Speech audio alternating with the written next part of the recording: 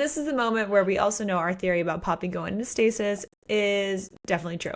Because, like, using all of that power to kill his bitch, was definitely a lot.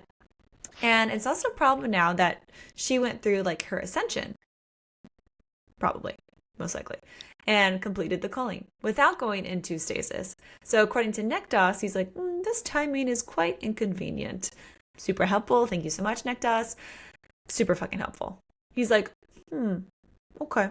Yep, this is probably about to happen when we're all down here. And it's like, great. But at what point does he tell them what's about to happen? Like, he doesn't, like, he's like, this is not ideal. He's like, what? Tell us, please. What? Details. Continue your sentence. What was your more information? Yeah. And then he's like, that's when we learn that Poppy has not technically completed the culling then. And she now has to go into stasis to finish it. And so it's like, okay. So she's basically gone into stasis now, just like falls asleep. And you're like, hello, wake up, wake up. And the good news is that if she's been injured or in any danger, then the land would seek to protect her. Similar to how we saw that happen before with Poppy. And then we saw that happen to Sarah. Like, she was losing her shit and, like, the ground was coming to protect her and stuff.